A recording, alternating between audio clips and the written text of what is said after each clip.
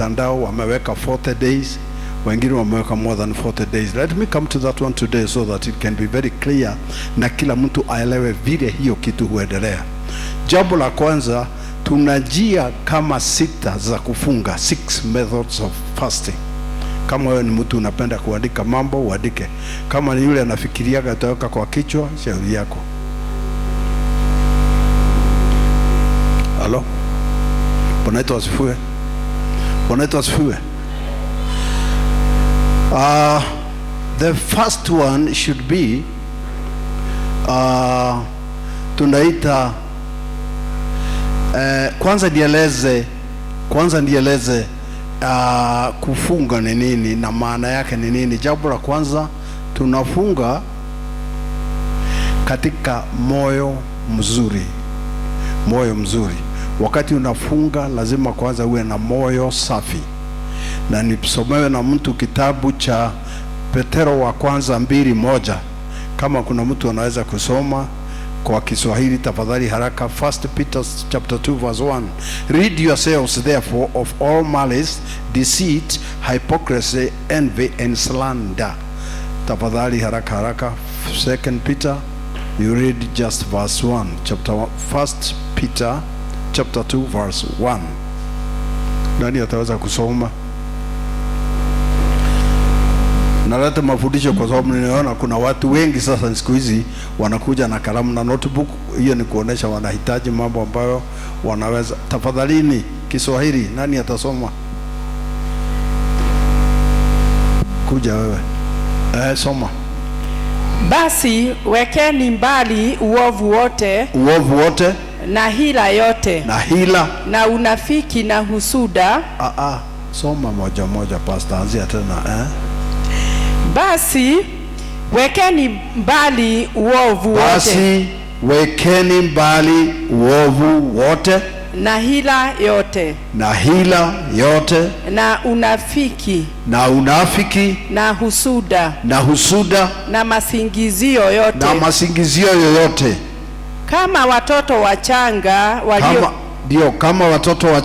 waliozaliwa sasa, yatamani maziwa ya akili yasiyogoshiwa. Asante sana. Nani ana Kikuyu? Nataka tusome hiyo ndio niweze kuendelea. Kikuyu, somebody with a Kikuyu Bible very fast. The microphone is here. Hakiri uguo-ri, eheriai waganu wothe waganu wothe na wara wothe na wara na uhinga uhinga na ruitho na gucambania o guothe na mutuike o tukenge mwiriragirie iria ria kiroho o riria ritheru nigetha mukuragio nirio mugakihonokio mungikorwo ni mucamite mukona ati mwathani ni mutugi. Asante. Bwana Yesu asifiwe. Bwana Yesu asifiwe.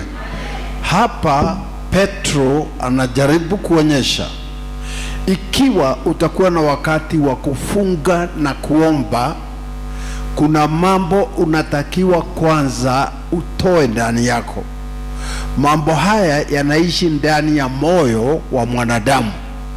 Vitu kama vile husuda, yani ya kwanza ameanza na malice. What is malice? Amesema malice nini kwa Kiswahili?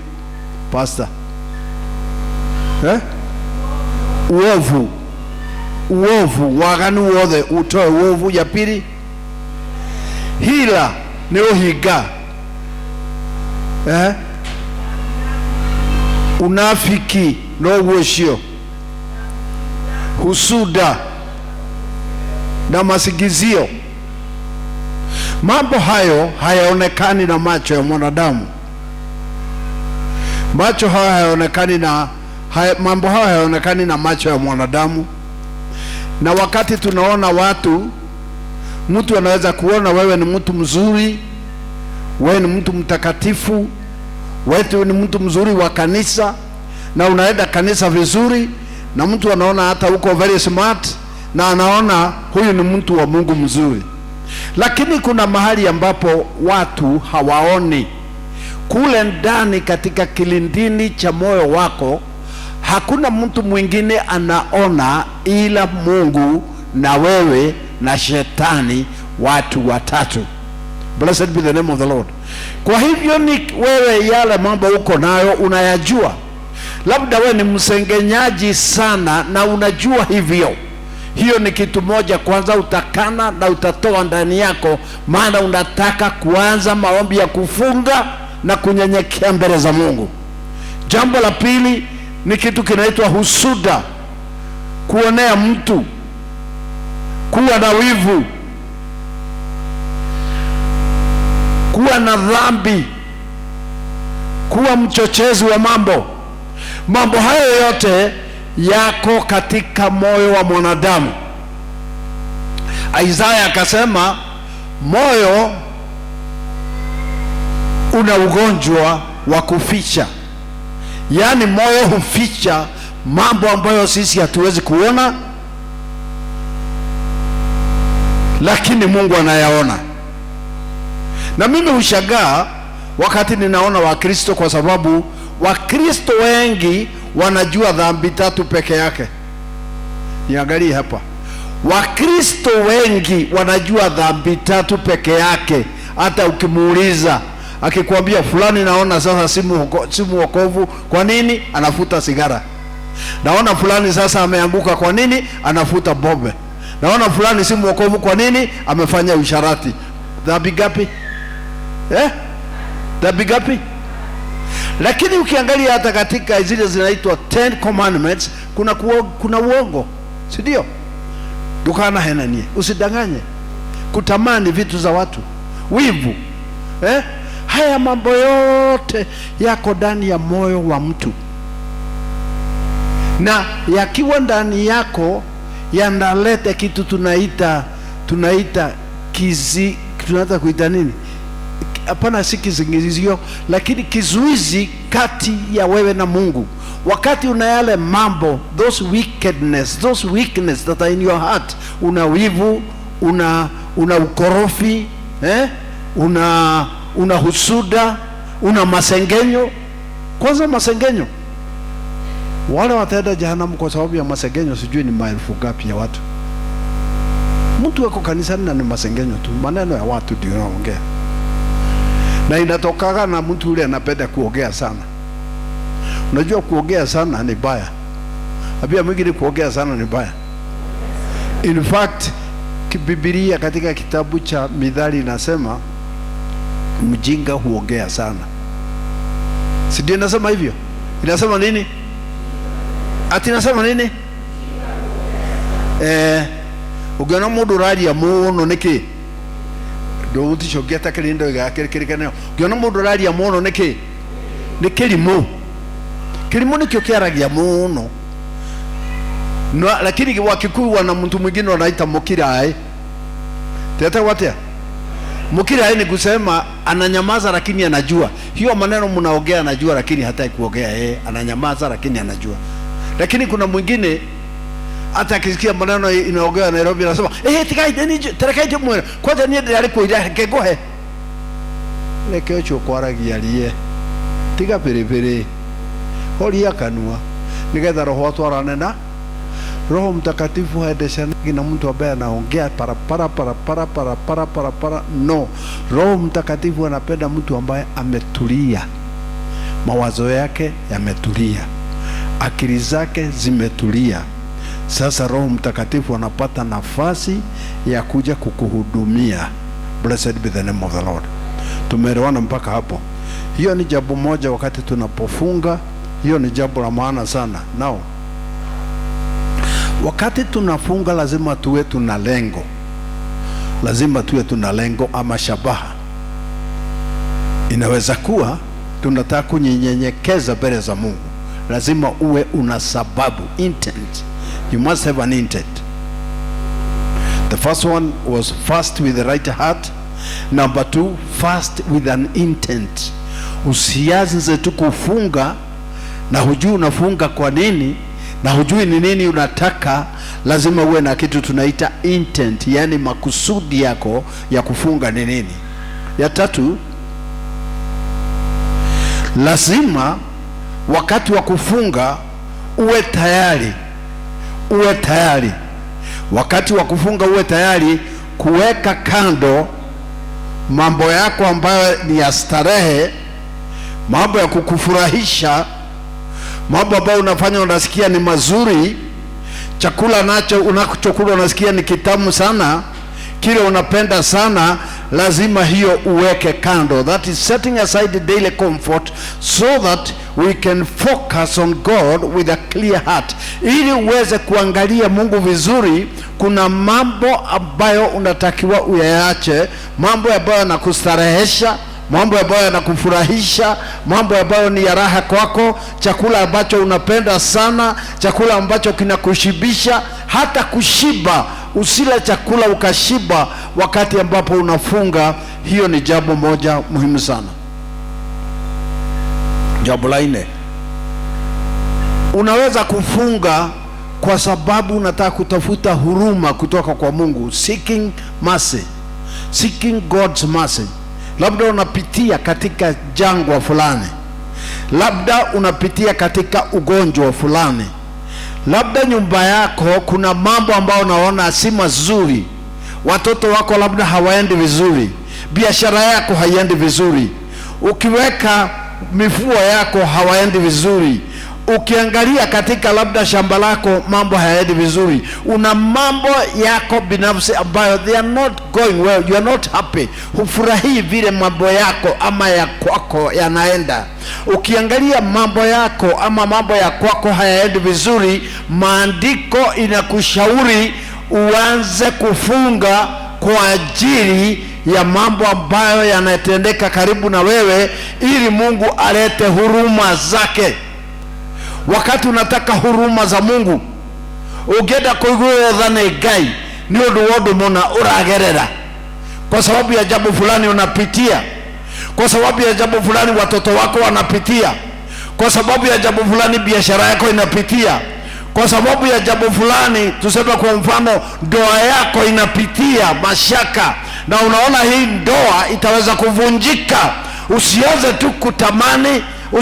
tu kutamani, bali mara moja uanze kutafuta huruma ama neema kwa Mungu. That is a reason to fast. Bwana wetu asifiwe sana. Bwana wetu asifiwe sana. This is very important. Jambo la 5, unaweza kuwa kuna jambo umekuwa ukitarajia kwa Mungu. Maybe you have prayed over something. Labda umeomba Mungu akupatie mtoto, ama umeomba Mungu akufungulie, ama umeambia Mungu nataka Bwana nianze biashara. Na labda hata umekuja kanisani na umeambia mchungaji nataka kuanza biashara mchungaji, na leo ninatoa sadaka maalum uniombee, maana nataka kuanza biashara na sina capital ya kutosha, kwa hivyo nataka uniombee, na nimetoa sadaka hii mchungaji ili madhabahu haya yanitetee niweze kuanza biashara. Maandiko inasema ya kwamba wakati umeshafanya hivyo, sasa unakaa ukijiandaa kupokea. Umeshaomba Mungu, labda uliomba Mungu juu ya mtihani, na sasa matokeo karibu yaje, una fast kujiandaa, kujitayarisha kupokea kutoka kwa Mungu. When you have prayed over something and you are expecting God to give you something or to do something to you, you can fast to prepare yourself. Blessed be the name of the Lord. Tuseme kwa mfano, kama kuna labda shamba ama kitu fulani, ilisemekana president alisema atapeana vitu kama vile alisema ataleta huko mapikipiki na vitu zingine kama hizo. Wakati Gikoni alikuwa naenda kupokea hiyo pikipiki, unafikiri Gikoni alikaaje? Alikaa na chafu? Mimi nauliza, alikaa na chafu? Wale waliokuja kwa Gikoni walimwambia, wewe ni mmoja ambao utapatiwa pikipiki na utapatiwa kule Moro na utapatiwa na rais, kwa hivyo lazima ukuje smart. Hiyo ni kujiandaa kupokea, preparing yourself to receive what you have asked God to give you. Blessed be the name of the Lord. Bwana Yesu asifiwe sana. Na you prepare your heart kile ambacho unaandaa ni roho yako. Kwa hivyo kuandaa roho yako ni kufunga na kuomba. Niende ya sita. Ya sita ni getting spiritual strength, kupata nguvu ya kiroho. Kwa sababu wakati mwingine unaweza kuwa ukitaka kuomba, unaomba na kikamoja unashindwa. Hata ukiwa kanisani unashindwa. Huyu mtu tangu alianza kuomba, ameomba na lugha, anatoa machozi, anaomba, na mimi nikijaribu kukaa tu nikiambia Bwana ni asante maana ulinipatia siku hii, umenileta kanisani na kushukuru, maombi inakwisha. Maombi madhira ganike. Wakati mwingine niliattend seminar ya mtu ambaye alikuwa na kanisa kubwa sana katika dunia wakati huo, anaitwa Dr. Paul Yogicho kule Nairobi. Alituambia mchungaji anatakiwa kuomba lisali moja, 1 hour. Wakati unaanza kuomba unaangalia ni saa ngapi, na you'll be shocked. Utashangaa, nikwambia utashangaa. Wakati unaona umeomba, ukiangalia saa umeomba dakika 6. Unaomba, ukishaomba unakuta umeomba dakika 10, na saa hiyo unasema umeomba kabisa. Kwa hivyo lazima kesho you begin practicing to pray longer hours. The more you pray, the more you edify yourself.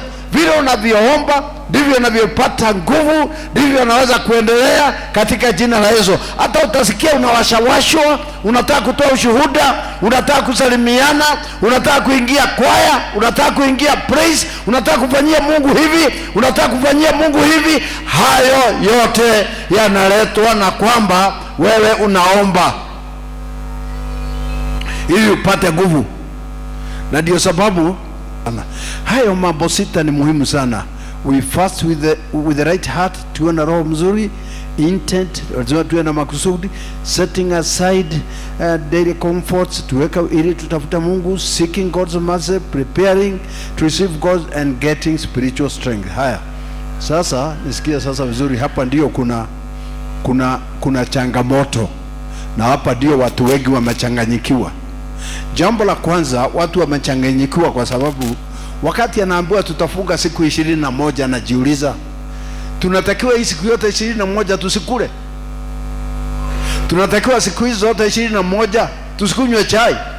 Sasa mtu akianza kuchanganyikiwa hivyo anawachana naye, maana hata haelewi. Sasa wacha nikulete. Kuna hii tunaita, uweze kuandika hii kwa Kiingereza, na kama utaandika ni sawa, inaitwa intermittent fasting. Intermittent, INTERMINTEN.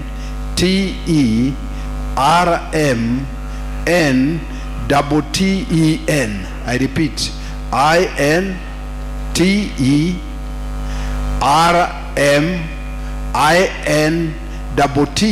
INTERMINTEN, intermittent. Intermittent ni kusema hivi, mimi nataka kufunga siku 20, nimeamua lazima nitafunga siku 20 katikati ya leo na mwisho wa mwezi, nitafunga siku 20. Kwa hivyo intermittent means naweza kufunga leo na kesho kutwa nikule, tena nifunge kesho na kesho kutwa nikule, tena nifunge kesho na kesho ingine nikule, tena nifunge siku moja nikule. So you are fasting and you are praying, but it is not continuous, but it is within a limited time. Katikati ya the siku 30 unataka kufunga siku 15, lakini umepima kuanzia Januari 1 mpaka Januari 31, hapo katikati nitafunga siku 15, na umeweka tarehe 1 mpaka tarehe 31. Sasa utafunga leo siku 2 na kuhesabu, unakula, unaenda shughuli zako. Baada ya siku nyingine unajiandaa tena siku nyingine 2, unakaa bila chakula, na ukikula unakula kidogo namna hiyo tena mpaka na unahesabu, ili ikifika mwisho wa mwezi umefunga zile siku ine ambazo ulitaka. Hebu nikuambie kwa mfano, ukiangalia katika maandiko inasemekana Musa alijifunga siku 80, 80 days. Musa alijifunga siku 80, lakini hakujifunga siku 80 mfululizo. Kwanza alifunga siku 40, akakaa, alafu akafunga zingine 40. Zikaja gapi? Zikaja gapi? No, zikaja gapi mniambie? 80. Kwa hivyo hakufunga zote siku moja. Hiyo ndio tunaita intermittent fasting, ambayo you eat, you stop, then you eat, then you stop. Like kwa wiki moja unaweza kusema nitafunga siku 3. Useme nitafunga Monday, Tuesday nitakula, alafu nifunge Wednesday, Thursday nitakula, nimalizie Friday. You get what I'm saying? That is 1 week.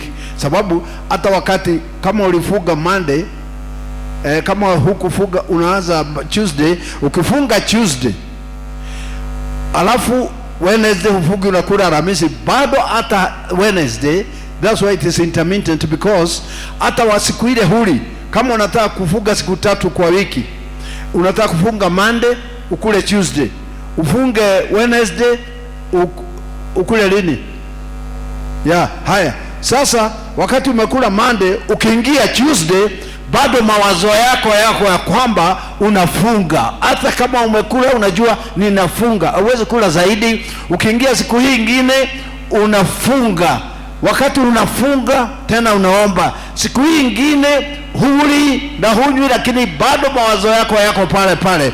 Hiyo ndio tunaita intermittent fasting. Number 2, kuna ile ya kanisa. Kuna ile ya kanisa inasemekana sasa kanisa letu tutafunga siku fulani tuombe Mungu. Hiyo ni kufuatana na Joel. Ukisoma kitabu cha Yoeli 2 mstari wa 12 inasema, hata sasa asema Bwana, nirudieni mimi kwa kufunga, yararueni mavazi yenu, rarueni roho zenu, sio mavazi. Bwana wetu asifiwe sana. Praise the Lord. Yoeli anatangaza kwa kanisa kama hili, na anasema siku fulani itakuwa siku yetu ya kuomba na kurudia Bwana, ili tunapokuja Jumapili ijayo Bwana atutembelee. Blessed be the name of the Lord. Hiyo nayo ni ingine ambayo ni ya jumla, ya kujumlishwa, na aliye na agenda hiyo mara nyingi atakuwa ni mchungaji, atakuwa ni bishop, atakuwa ni pastor. Atasema jameni, ebuni siku fulani tuombe, tunataka tutembelewe na Mungu hapa. Jina la Bwana lisifiwe. Praise God. Niende sasa ya 3. Hii ya 3 inaitwa extended fasting. Extended fasting means you are fasting more than 24 hours. You are fasting more than 24 hours. Kwa mfano, naweza kusema nitafunga kutoka Jumatatu mpaka Jumatano. Hiyo ni kusema Jumatatu nitakuwa nimefunga yote, na Jumanne nitakuwa nimefunga, na Jumatano nimekuwa nimefunga, na maliza Alhamisi. Hiyo ni continuous. Hiyo tunaita extended, yani haina kukatakata katikati, inaenda safari moja. That is extended fasting, ambao watu wengi wanaifanya na wanaipenda sana, kama mimi naipenda hiyo sana. Na inategemea na kupatia these options ili ujue. Ukisoma kitabu cha Danieli 9 mstari wake ni wa 3, tusomee kwa haraka.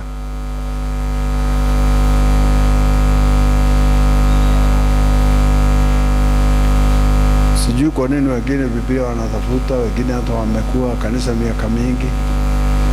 Genesis, Exodus, Leviticus, Numbers, Deuteronomy, Joshua, Judges, Ruth, 1st and 2nd Samuel, 1st and 2nd King, 1st and 2nd Chronicles, Ezra, Nehemiah. Unazijua zote vile zinafuata. Esther, Job, Psalms and Proverbs. Soma hapo. Daniel 9:3. Yeah. Nikamwelekezea Bwana Soma kwa nguvu. Nikamwelekezea Bwana Mungu uso wangu, ili kutaka kwa maombi na dua pamoja na kufunga, na kuvaa nguo za magunia na majivu. Inasemaje? Rudia. Nikamwelekea siku ngapi? Nikamwomba Bwana Mungu wangu, nikaungama, nikasema, Bwana Mungu mkuu, mwenye kutisha. Asante. Bwana Yesu asifiwe sana. Danieli anasema yeye alikuwa na msukumo ndani yake, na ule msukumo Danieli alikuwa nao ilikuwa ni kwa sababu ya taifa la wana wa Israeli ambao walikuwa katika utumwa. Maandiko inasema, Danieli anasema tu, mimi nilianza kufunga na kuvaa magunia na jifu. Magunia na jifu ni kujinyenyekeza.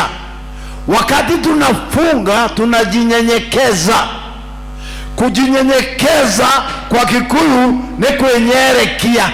Tero shoge kwenyerekia. Na mfungue hii dirisha. Unajua hapa kuna joto, sio kama kuredio. Fungua hiyo. Na ufungue ile nyingine. Naona wazee wanaanza kulala. Kwa hiyo kile kidogo moke lutereka ndo mashoga kafungua hiyo nyingine. Ndio. Asante. Bwana Yesu asifiwe. Bwana Yesu asifiwe. Pigieni Bwana Yesu wako mazuri.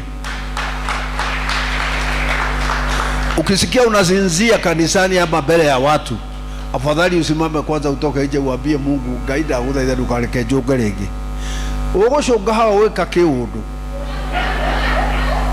Utafanya kikitu hapa, hutarudi hii kanisa. Utafanya kikitu, ukiambua vile ulifanya hapa, utashangaa. Kwa hivyo jihadhari. Ukisikia unataka kushoga, afadhali utoka nje kidogo urudi, because it can be very very serious.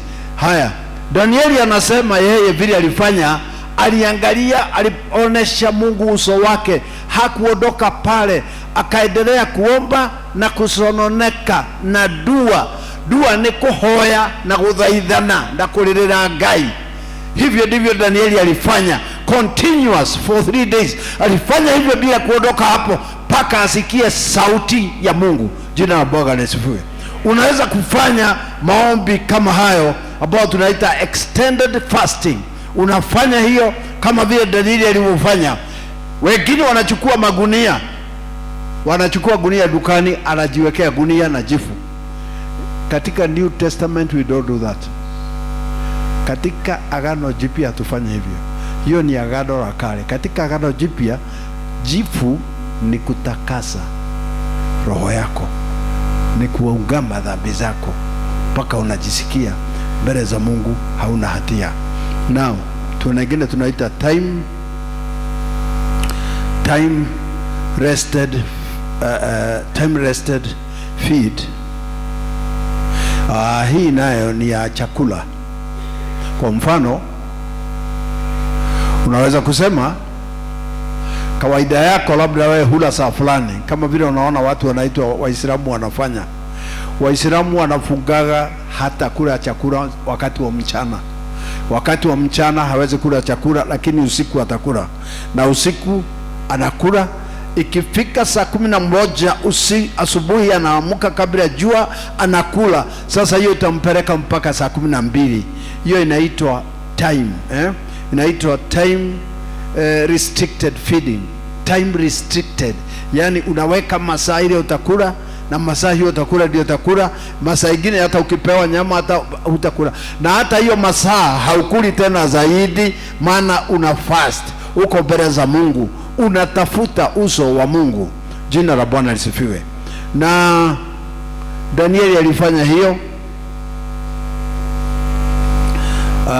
Katika Danieli 13, nani atatusomea Danieli 13? Tusomee Danieli 13.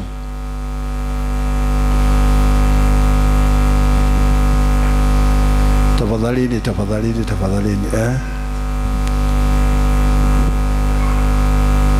Si kula chakula kitamu. Aza hii juu. Katika mwaka wa 3 wa Koreshi mfalme wa Uajemi. Danieli ambaye jina lake aliitwa Belteshaza alifunuliwa neno, na neno lile lilikuwa kweli, maana ni vita vikubwa. Naye akalifahamu neno lile, akaelewa na maono hayo. Katika siku zile mimi Danieli nalikuwa nikiomboleza muda wa majuma 3 kamili. Hiyo Danieli sasa ameamua kufunga majuma 3, that is 21 days.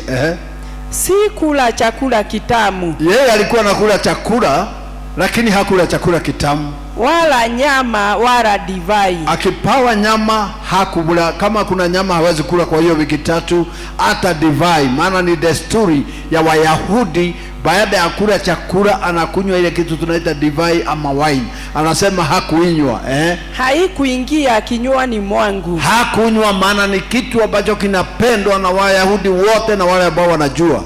Wala si kujipaka mafuta kabisa. Hata mafuta Danieli hakujipaka for 3 days. Hata majuma 3 kamili yalipotimia. Mpaka wakati majuma 3 yalikwisha. Asante sana. Hiyo ndio tunaita time restricted feed. Yani unaweza kusema mimi nitakula chakula, itakuwa ni kila kidogo, na hiyo chakula haitakuwa na chumvi. Sitakula nishibe, hiyo ni point number 1. Lakini tena ile chakula nitakula haitakuwa na chumvi. Ikiwa unajua wewe hupendi chakula haina chumvi, unaweza kusema kwa majuma 3 sitakunywa chai iko na maziwa, na sitakunywa mara 2 mchana moja. Yani unajaribu kujiwekea sheria wewe mwenyewe ambazo zitakusababisha ukumbuke maana ya fasting. Maana ya kufast ni nini? Ni wewe uweke mawazo yako kwa Mungu continuously. Bwana wetu asifiwe sana. Uweke mawazo yako kwa Mungu, ndio sababu unafunga. Unataka mawazo yako, roho yako, akili zako, mwili wako ujue sasa hatuli vile tunakula, sasa hatuongei vile tunaongea, sasa hatutembei vile tunatembea, sasa hatufanyi mambo vile tunafanya. Kwa majuma 3 tuko mbele za Mungu. Na kama mwili wako ungekuwa na kukuuliza kwa nini hatukunywi chai, ni kwa sababu tuko mbele za Mungu. Kwa nini hatukuli mchana? Tuko mbele za Mungu. Kwa nini hatukunywi chai yenye maziwa ni turungi? Tuko mbele za Mungu. Kufast ama kufunga ni kujinyenyekeza mbele za Mungu, sababu unataka huruma, unataka neema, unataka Mungu akutazame. Blessed be the name of the Lord. Bwana wetu asifiwe. Wayahudi kuna wakati walikuwa wanasema hata wanyama wasipewe chakula, hata wanyama wasipewe maji, hata kuku wasipewe chakula, hata mbwa wasipewe chakula, hata ng'ombe, hata kondoo, hata maji wasipewe. Na unasikia mchana ikifika kama mwendo wa saa 7 hivi, unasikia ng'ombe wote wanafanya mo, kondoo wote me, kuku nao wanalia, watoto kama wachanga wanalia maana hawapewi chakula. Nao wale ambao ni wazazi wao wanaendelea kuambia Mungu, tuhurumie, tuhurumie, tusamehe dhambi zetu. Hiyo kilio ya wanyama na watu yote ikifikia Mungu, kuna mambo itabadilika. Bwana wetu asifiwe sana. Kuna mambo itabadilika. Naongea juu ya kubadilisha hali katika maisha yako. Bwana wetu asifiwe sana.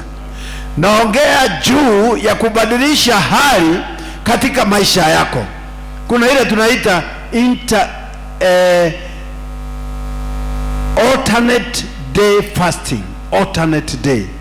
Kwa mfano, katika kitabu cha Matendo ya Mitume 13:2 inasema while they were worshiping and fasting. Worshiping and fasting. Walikuwa wanaabudu, wanafunga, wanaomba. Wanaabudu, wanafunga, wanaomba. They were alternating these things. Mitume. Tusome. Hebu soma. Matendo ya Mitume 13 mstari wa pili. Hata unaweza kuanza 1 and 2, usome 1 and 2. Acts chapter 13 verse 2, verse 1 and 2. Na huko Antiokia katika kanisa lililokuwako palikuwa na manabii na walimu. Nao ni Barnaba na Simeoni aitwaye Nigeri, na Lukio Mkirene, na Manaeni aliyekuwa ndugu wa kunyonya wa mfalme Herode, na Sauli. Basi hawa walipokuwa wakimfanyia Bwana ibada na kufunga. Walikuwa wanafanyia Bwana ibada ya nini? Kufunga. Roho Mtakatifu. Basi hawa walipokuwa wakimfanyia Bwana ibada. Walipokuwa wakifanyia Bwana ibada na kufunga. Na kufunga. Roho Mtakatifu akasema. Nitengeeni Barnaba na Sauli kwa kazi ile niliyowaitia. Asante, Bwana wetu asifiwe sana. Now listen here. Nisikize vizuri. Wakati kanisa limeingia, na ndio sababu unaona tunaweka wakati na tunasema sasa tuko na siku 21 za kufunga na kuomba. Kuna watu wanachukua seriously na kuna watu wachukui serious. Na unajua mambo ya maombi ya kufunga, hiyo mimi siwezi nikakusukumia. Halo? Utrato. Ndio gate. Siwezi kufanya nini? Sababu wewe ndio unajua vile unataka. Mimi ni mchungaji. Mimi ni mchungaji ya mashepherd. Kazi yangu ni kuchukua kondoo, nyinyi wote ni kondoo. Saa ya maji Mungu ananiambia sasa ni kufunga na kuomba, niwapeleke nyote mtoni na nisimame pale na maji ndio haya. Na mimi ni mchungaji nasimama pale. Sasa yule kondoo atakunywa, akunywe. Yule hata kunywa shauri yake. Mimi nikakaa niseme, haya sasa tutoe kondoo twende. Ile ilikunywa, sawa. Yule hakukunywa nifanye nini? Umeshaona mchungaji akishika makondoo na kuweka maji mdomo? Udhiambo umeshaona? Kwa hivyo mimi kama mchungaji yangu ni kuja tu hapa mbele na kukuambia sasa Mungu anataka tufunge siku 21. Simple. Wewe unaweza kufanya ama usifanye. Ukifanya hakuna kitu nitakupea. Usipofanya hakuna kitu nitakufanya. Kile ninajua ni kwamba ukifanya kuna kitu Mungu atafanya. Maana yeye ndiye alisema fungeni. Yeye ndiye alisema ombeni. Tufunge siku ngapi? 21. Tufanye nini? Tuombe. Kitu gani itafanyika? Hili kanisa la mitume, maandiko inasema kanisa la mitume walikuwa wanaomba, walikuwa wanafunga, walikuwa wanasifu Mungu na walikuwa wana worship. Wakati walikuwa wanafanya mambo hayo matatu, Roho wa Bwana akaongea. Hello? That's why it is explaining so clearly from the first verse. Hawa watu waliokuwa hapo ni kina nani? Hebu soma tena pastor.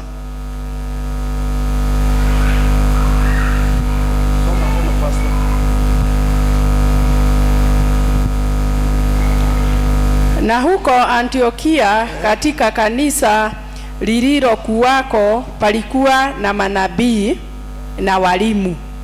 Nao ni Barnaba na Simeoni aitwaye Nigeri, na Lukio Mkirene, na Manaeni aliyekuwa ndugu wa kunyonya wa mfalme Herode, na Sauli. Basi hawa walipokuwa wakimfanyia Bwana ibada na kufunga, Roho Mtakatifu akasema, nitengeeni Barnaba na Sauli kwa kazi ile niliyowaitia. Bwana Yesu asifiwe sana. Roho Mtakatifu akaongea. Kwa nini Roho Mtakatifu aliongea? Wakati kanisa linaomba na kufunga, kuna mambo ambayo Roho Mtakatifu anafanya ndani ya kanisa hilo. Hear me well. Wakati watu katika kanisa wanafunga na kuomba, kuna mambo Roho Mtakatifu anaanza kufanya. Blessed be the name of the Lord. Hebu nikupatie mfano mmoja. Ni nani ameingia choir ama praise and worship mara yake ya kwanza leo? Kama hujakuwa katika praise ama hujakuwa choir na leo umekuwako, inua mkono wako juu. Simama ona. Simama. Nani mwingine aliingia kwaya na hajaiba tena? Ona. Nani mwingine aliingia nani mwingine huyu? Nani aliingia worship? Simama tu. Nani aliingia praise and worship? Na huyu mwingine inua mkono juu vizuri. Na huyu mzee, pigeni Bwana Yesu makofi mazuri. Now listen. Hapa katika kanisa la mitume, maandiko inasema kule Antiokia walikuwa wakiomba na kumsifu Bwana, naye Roho Mtakatifu akasema, nitengeeni Barnaba na Sauli kwa ile kazi nimewatengea.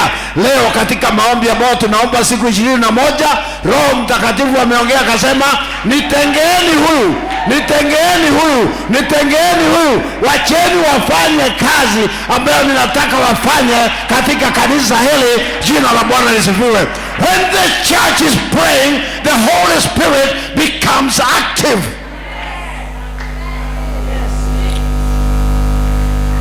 When the church is praying, things will be different. Things will not be normal anymore. Mambo hayatakuwa ya kawaida tena wakati kanisa wameshikana wanaomba kwa kufunga ramakataposia na kuambia, the church will never be the same again. Bwana wetu asifiwe sana. Lazima hiyo kanisa itaanza ku-experience kitu tunaita the move of God. Yani Mungu ataanza kutembea ndani ya hilo kanisa. Nilikuwa juzi naongea katika mkutano wa maaskofu nikasema, gentlemen, lazima turudi katika square one, tufanye vile Mungu alitaka tufanye tangu mwanzo. Wakaniuliza, chairman unasema nini? Kawaambia, tuko na vijana kanisani. Tuko na vijana, watu wa rika hiki na Geshoke, watu wa rika hiki na Meshek, watu wa rika hiki na wanawake naona wachanga hapa. Kila siku sisi tunasimama mbele yao na kuambia, katika siku zetu Roho Mtakatifu alitembea. Katika siku zetu Roho Mtakatifu tulijazwa na Roho Mtakatifu tukanena na lugha. Katika siku zetu Mungu alikuwa anaponya. Katika siku zetu ishara na miujiza zilikuwa zikitendeka. But the Bible says God is the same today, tomorrow and forever. So we cannot dwell on stories. Hatuwezi kuishi na hadithi. Tutigotora na ngaro ate Ngai ekaga agicoka agikate. Ngai nari gagaciama agicoka agikate. Ngai nari oranagia na Roho Mutheru andu magathioma magicoka magikate. What happened? Nini ilifanyika? Na Biblia inasema God is the same today, tomorrow and forevermore. Bwana wetu asifiwe sana. Sasa kile kinategemea ni wewe, sio mimi. Kile kinategemea ni wewe, ile shauku uko naye, ile kiu uko naye, ile njaa uko naye. Kama una njaa ya neno la Bwana, maandiko inasema hivi,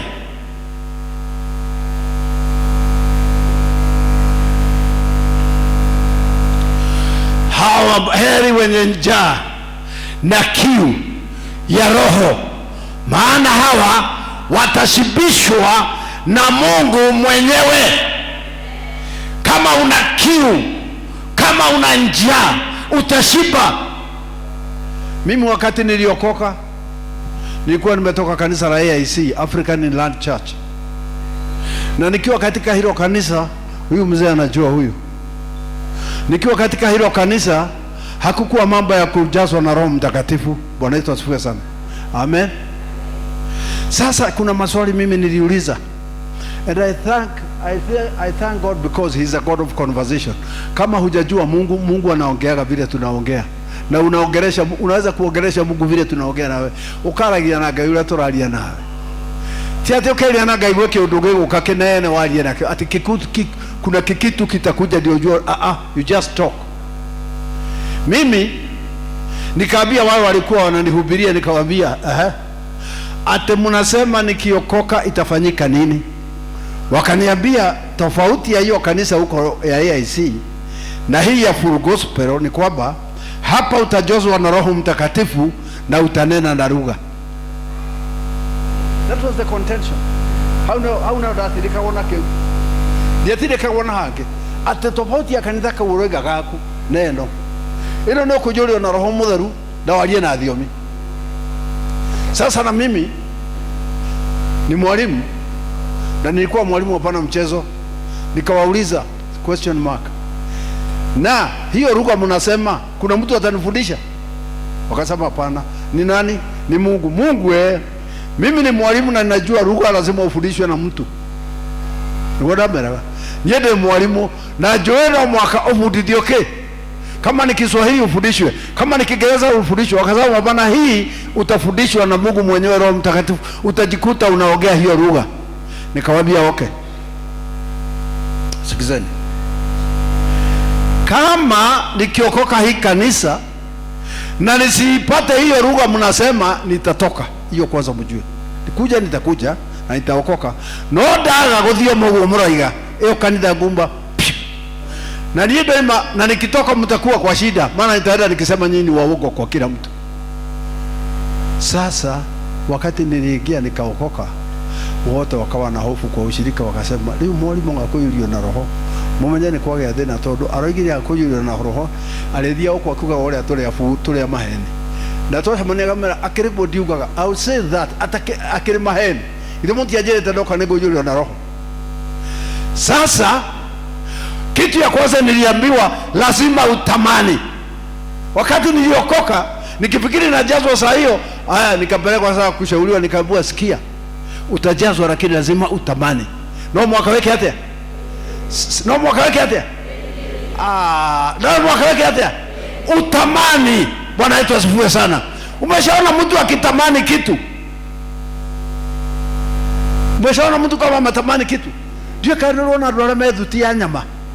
Yaani ona gitina ngio. Ukaigua leo nekenetirwo ni mata. Tondu arona gitina ngio kona tetere kinya haria ri.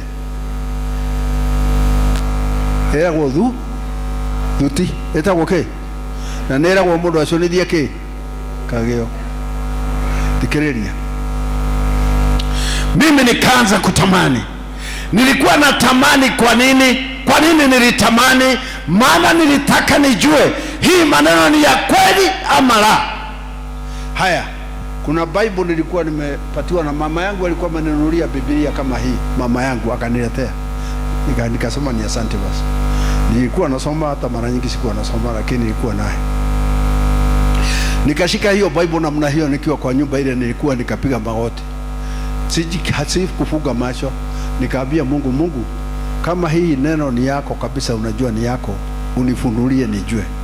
Na kama si yako, uondoe hiyo roho ya hii maneno ndani yangu, niendelee na biashara zangu zile mimi nataka kawaida. Hakuniongelesha. Lakini kuna kitu kilikuja kama msukumo, nikaenda nikaokoka. Sasa kuambiwa nitamani, nikaanza kuomba nitamani. The first prayer, Bwana naomba unipe kutamani Roho Mtakatifu. Nianza kudesire, I desire to be filled with the Holy Spirit. Na nilikuwa naona mtu akinena na lugha hapa, nasikia woi gai. Mimi ni lini nikisikia mtu ananena na lugha, mimi nataka kunena na lugha. Nikisikia mtu ananena na lugha, nilikuwa nataka kunena na lugha. Baka naambia Mungu, sasa umepatia huyu ananena na lugha, mimi mambo yangu iko namna gani? Nikatamani.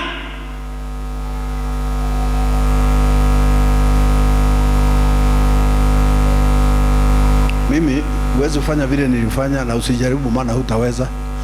Mimi nilikuwa shule wakati shule imefungwa. Mzuri niliokoka karibu shule ifungwe. Nilikuwa tu nachukua Bible yangu na wimbo, nyimbo za kiroho. Na ngoja tu saa 3:30 wakati umada imekucha, na ingia msituni. Nilikuwa kwa malishoni, kulikuwa msituni. Mimi nasoma Bible na kuomba peke yangu huko msituni, na kuomba. Nao walikuwa wameniambia usipoomba kwa sauti hautajazwa na Roho Mtakatifu. Maana wakati unaomba kwa sauti kubwa, Roho Mtakatifu atakuja, atashika hiyo ulimi yako, sasa utaanza kusema. Bwana wetu asifiwe sana. Sasa nilikuwa naenda msituni. Gaibwani! Nari huko. Dariraga. Wameri karira. Na nienderaga muno. Maithori bakoima, kemirage koima, ikoima.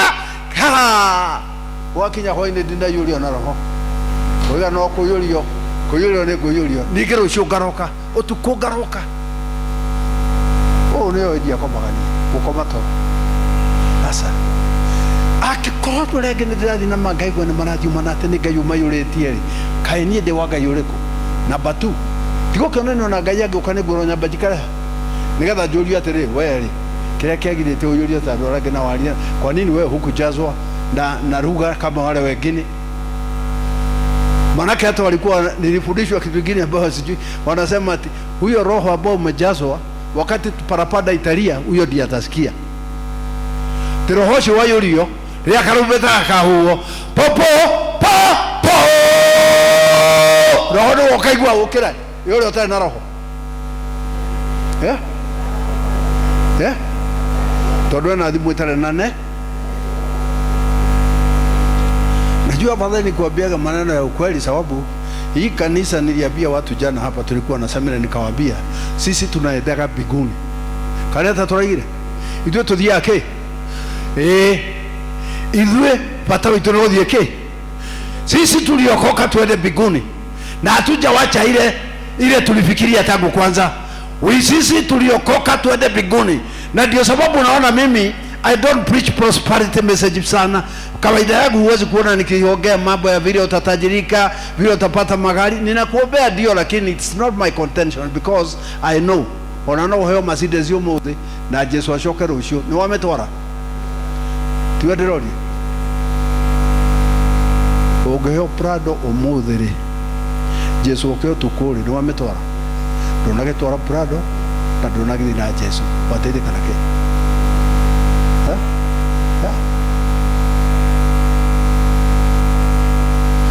Sasa siku moja nilikuwa kwa mzee mmoja anaitwa Gashasha, na huyo mzee alikuwa mzee mkongwe, ali mukuru mudhuri sio, na mtumia wake ali mukuru, na mwanaka wa kijana wao alikufa juzi hapa Isiria, alikuwa anaitwa Daniel Gashasha. Sasa huyo mzee alikuwa amekomaa. Sasa nilikuwa nasoma hapa kwa Biblia, nikisoma tu hivi ya kwamba wale wazee ambao wamekomaa kabisa na wamama hao ndio Mungu anasikiaga zaidi. Sasa nilikuwa naenda kwa nyumba ya hawa. Na hii ni ujinga wangu tu, lakini nilisaidia. Nilikuwa naenda huko. Ninaomba. Mpaka siku moja huyu mzee alikuwa mzee amekomaa kabisa, mudhuri mukuru wake atirire, oi Ngai baba, tika boke he mwalimu uyu roho akehoire ati si upei mwalimu roho amehoba. Sasa ilikuwa kama saa 9 usiku, na tulikuwa nyumba, mimi nilikuwa Saturday nilikuwa naendaga huko naomba mpaka asubuhi. Saa 9 ya usiku mimi nilikuwa nimelala chini hivi kwa sakafu, nikasikia kichwa inafanya, nikaona moto, nikaanza kusema Ramakatarababazayanda rababazanda Ramashanda rababazanda rabazanda rababazayanda rababa, nikasikia nimejazwa na roho. Sasa hakuna kunyamaza, nikaendelea nikaendelea, ikafika saa 11 kupumzika kidogo. Yule mzee akasema tuine irobo akajaribu na drama mukorathi imomero mogo inaanza tena. Sasa wakati nilipojazwa na Roho Mtakatifu, huyu anamjua baba yangu, walikuwa anasoma naye kwa AIC. Baba yangu akasema kama ameenda kanisa ya namna hiyo, hapa kwangu asifike woko dakana kinya na magoro mashio make. Nilikaa mwaka mmoja, lakini kwa huo mwaka mmoja nilikuwa nahubiri Injili na kufanya kila kitu. Wakati tulikutana na baba akaniambia, ati nasikia umeenda dini gani? Nikamwambia ile kanisa baba ulinipeleka huku, niambia Mungu anajaza mtu na Roho Mtakatifu, na mimi hakuna mtu amenijaza. Niye baba atile modo uranyoniye kuthioma niye niye joe na madembele ya Ngai. Nilikuwa katika maombi na ilikuwa saa 9 na Mungu akanijaza, nikaanza kulala na Roho. Nikaenda Nairobi. Sister yangu anaitwa Mama Bogwa, nikamuita.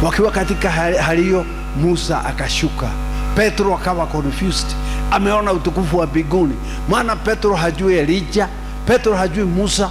Petro ni mtoto alizaliwa juzi. Elijah ni watu wa miaka kama 2000 mbele. Na akawatabua, huyu ni Musa na huyu ni Elijah in the spirit, akawajua. Petro akawa confused, akasema Mwathani jetekeria riu weke atia jaketo thonu gaku na ka Elijah na kamutha inyumu ikaraga to thonu twere ithu twikarageja no twikare guku na tutikoima guku kirogo tire ni roima ono tarake mena ati utake beto ina metia mtu turaikara ate. Halo, Mungu anajua ile mambo Petro atapata, si ndio? Mungu anajua Petro utateswa, utagikwa msalabani. Sasa unasema tukae hapa namna gani? Mbele ni tikirede rabo da juragwo wedo rabo da uragwo haha ne gukuonia ungetekera kuumereria ukahano. Halo, hiyo alikuwa anawafundisha. Ukiona Elijah akiwa namna hii, kuna mambo alivumilia katika dunia, kuna mambo aliacha katika dunia, kuna mambo mengi angefanya akakataa kwa ajili ya ufalme huu. Ukiona Musa akiwa namna hii, kuna mambo alikataa, kuna mambo alijinyima, kuna mambo alisema sitafanya haya maana natarajia utukufu wa Mungu Baba. Jina la Bwana lisifiwe. Blessed be the name of the Lord. Hili kanisa la Antiokia inasemekana ya kwamba walikuwa naomba na kufunga. Hiyo ndio ilikuwa kazi yao. Na ujue hili kanisa la Antiokia, hapa Yesu hakufika. Hawa watu walianza tu kuomba na kufunga na kuenda na mienendo ya Kikristo. Na Biblia inasema na hapa Antiokia ndipo Wakristo waliitwa Wakristo mara ya kwanza. Hapa kanisa la Antiokia hiyo. Watu wako wakiitwa Wakristo, lakini katika Antiokia, kijiji cha Antiokia, watu waliangalia wanafunzi wa Yesu vile wanaenda, aroro medhiere ule arathie vile anaenda, vile anaongea, wakaanza kusema na hawa watu ni kama Kristo. Adoya agane a Kristo tondu uria mararia uria mareka maundu maana ta a Kristo. Wanaitwa sifu sana. Kama wewe ni Mkristo, hauna haja ya kutangaza. Halo, wanaitwa sifu. Kama wewe ni Mkristo, hata hakuna haja ya kutangaza. Watu watajua tu. Watu watajua tu. Mimi naenda pahali nasikia mtu ananiambia, "Wahanata muhujia." Kamulia neke, "Dio neke no kuona dona wahanata muhujia." Tondu kuna mambo utafanya ujulikane wewe, si hata kama unasema umeokoka, there is some doubt, kuna shaka kiasi fulani. Bwana wetu asifiwe sana. Hapa Antiokia Wakristo waliitwa Wakristo mara ya kwanza kwa sababu ya nidhamu yao, tabia zao, mienendo yao, jinsi wanavyovaa, hiyo yote ikijumlishwa. Nataka nisome ya mwisho, si ya mwisho kabisa, ile tunaita water fasting. Water fasting ndio ya 6. Na water fasting ni ile ambaye mtu anafunga na hatumii kitu kingine kwa mdomo wake ila maji peke yake. Ila maji peke yake. Water fasting. Na hii water fasting, hapa nataka unisikize vizuri, ina faida ya kiroho na ina faida ya kimwili. Madaktari wanasema kama unasumbuliwa na magonjwa haraka, magonjwa madogo, no, verse 18, Matthew chapter 16 verse 18. Tena mfungapo musiwe kama wanafiki wenye uso wa kukujamana. Anza tena. Tena mfungapo musiwe kama wanafiki wenye uso wa kukujamana. Maana hujiumbua nyuso zao ili waonekane na watu kuwa wanafunga. Amini nawaambia, wamekwisha kupata thawabu yao. Bali wewe ufungapo, jipake mafuta kichwani, unawe uso ili uonekane na watu kuwa ili usionekane na watu kuwa unafunga, ila na Baba yako aliye sirini, na Baba yako aonaye sirini atakujazi. Asante. Hii inahusu sana wakati unafanya hii tumeita water fasting, wakati hukuli kitu na hukunywi kitu. Sasa Yesu akaona ya kwamba kuna watu wengine wakati amefunga anataka kila mtu afanye nini? Na Yesu akasema ikiwa utafanya watu wajue ama utawaambia unafunga, hiyo kufunga kwako inakuwa cancelled. Jokere, nirudie. Wakati unafunga ni siri yako na Mungu. Usiwache hata mtu ajue kwamba unafanya nini. Hata mimi kwangu siambiage hawa ninafunga, pana nasemaga sitaki. Wananchi nasema hapana sitaki. Sitaki, zinasikia sitaki. Zinasikia sitaki. Na kama mtu anafikiria lakini namwambia sitaki, maana sitakula. Bwana wetu asifiwe sana. Lakini kuna watu wengine akifunga hata naona huku na kuru, saa nyingine tukikaa pahali tunaenda kunywa chai, unasikia mtu anakuambia hapana, mimi sikunywi bishop, sisi tuko kwa kufunga. Mimi najua basi hakuna katoa. Wewe na kuliokoa kulea, wewe utakaa bila chakula na ile mambo ulikuwa unataka Mungu hatafanya. Maana Yesu amesema usitangazie watu wakati unafunga. Bwana wetu asifiwe sana. Abia mwenzako unasikia? Shika mkono muulize unasikia? Mwambie unasikia? Blessed be the name of the Lord.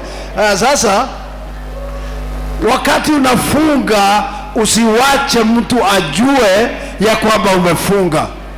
Hizi njia zote nimekupatia za kufunga leo, nimekufundisha.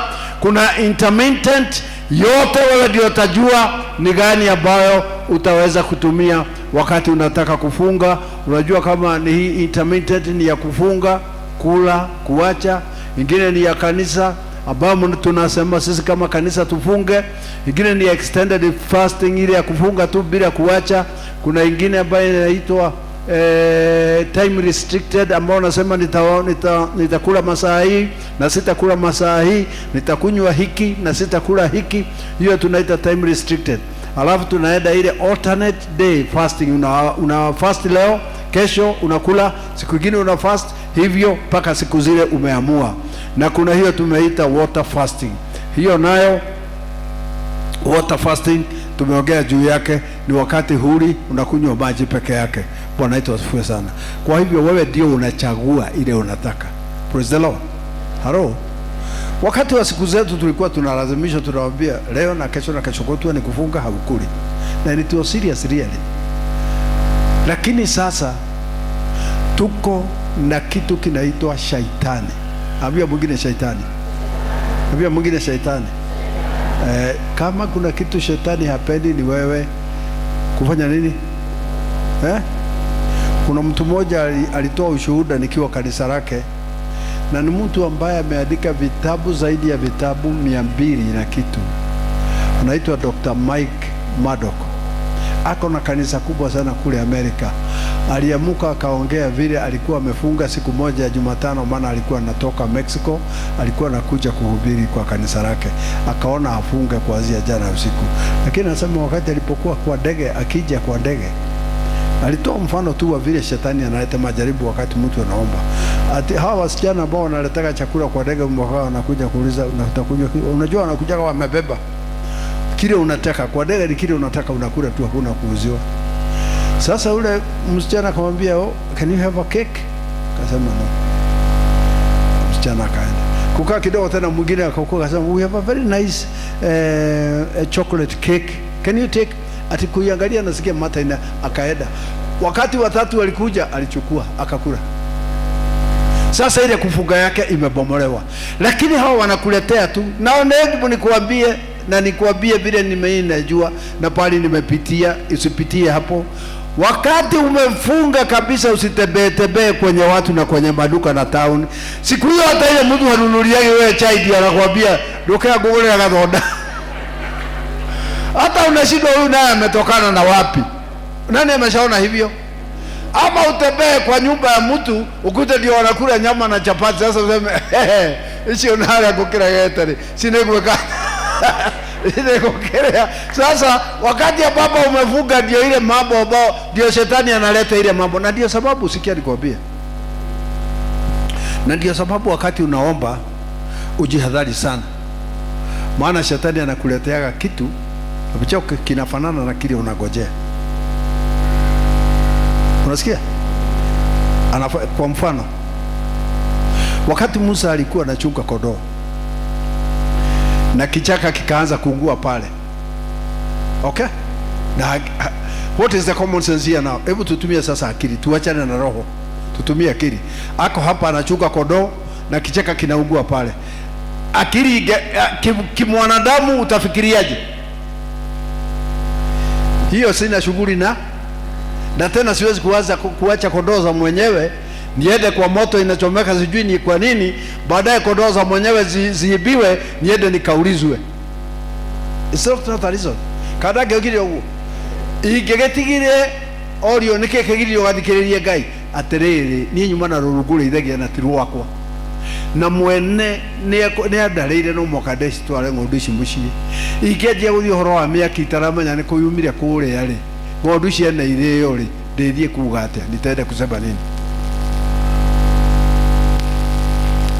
Naona vile shetani anafanyaga hivyo. Shetani anajua sana kuleta kitu. Labda wewe unauzaga mali, si ndio? Na unapelekagia watu. Sasa ile umesema unafunga hutoki, ndio mtu anakupigia simu. Ninawaambia wedagia nguo ile wedagia. Na nema unamuuliza na namba yangu umetoa wapi? Hata pale umetoa namba yako. Wedagia nguo ile wedagia. Ni nyendagia. Dukenda heraguo mwathini na ngia iguru kitu raithi yakwa ni raithi ke zikagira 18 haya nikukurehe. Sasa hiyo si Mungu, hiyo ni shetani amekuja kukuweka mtego ili uende ukauze nguo ile kufunga ulikuwa umefunga na vile ulitaka. Mungu aseme shetani aseme si unaona bado anataka hiyo, wewe achana naye na Mungu atawacha. Ndio dikeni. Wakati unafunga na kuomba ndio shetani anakuja haraka, na utafikiri na wale wako ruria no hururo gathimu na utafikiria saa ingine ni Mungu, lakini sio Mungu. Ile kitu Mungu anataka ni hii.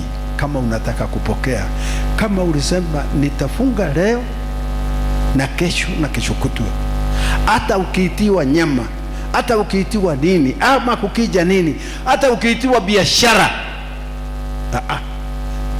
enda hapa. Maana utakuta kwamba kama ulikuwa unaitiwa biashara ukatae, ukimaliza kufunga utapatiwa biashara kubwa kuliko hiyo. Maana Mungu ameona kuvumilia kwako na determination yako. Bwana wetu asifiwe sana. Kwa hivyo kufunga ni jambo muhimu ikiwa mtu ndani yake ana kitu tunaita vision. Unajua kuna kitu kinaitwa kuomba na kutamani. Nataka kumaliza. Sema kuomba na kutamani. Kuna watu wengi wanaishi dunia ya kutamani. More than 85% of people wanaishi katika dunia ya kutamani. Mimi ningependa kuwa mwalimu. Hata watoto ukiwauliza kwa darasa, mimi ningetaka kuwa daktari, mimi ningetaka kuwa pilot.